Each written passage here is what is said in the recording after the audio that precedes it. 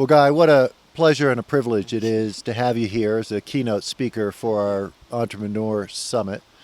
How have your varied experiences from Hawaii to Apple to Stanford to Apple, gotten you to where you are now?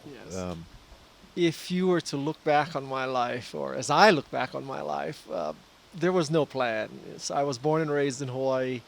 Uh, my father wanted me to go to Stanford. I wanted to go to a smaller school in Southern California so I could play football. He said, I'm paying the tuition. You're going to Stanford. Went to Stanford. I went into the jewelry business, believe it or not. And while I was there, I learned how to sell, a very important skill. Meanwhile, my Stanford classmate had started in the Macintosh division, so he recruited me into Macintosh. So arguably my success in technology, or which is basically my career, is due to nepotism.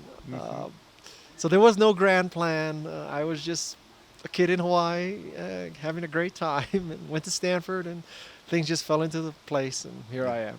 You clearly feel, I'm not sure obligation is the right word, but a desire to share your experiences because you've become such a prolific author. Yeah. And maybe you can expand a little bit about why, that really has been the Okay. chapter in your life.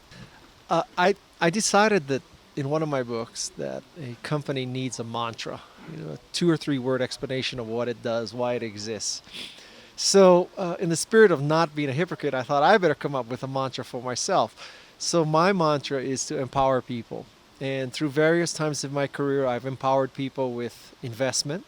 I have empowered people with advice. And now I'm trying to empower people with writing and speaking. So I'm trying to communicate what I've learned to empower the next generation. So that sort of defines me right now in my business activities. The purpose of the Entrepreneur Summit is for us to bring together both experienced and budding entrepreneurs Yep. to get to meet each other and to learn from those who have gone before them. What advice would you give to the entrepreneurs as they are essentially starting down a path that you've already been down? I think the key for an entrepreneur to enchant customers is to never ask a customer to do something that he or she would not do himself or herself. I see many companies where they ask you to do things the founder would not do that if it were another company. So that's number one for the customer perspective. I would also say that applies to employees. You should never ask your employee to do something that you wouldn't do.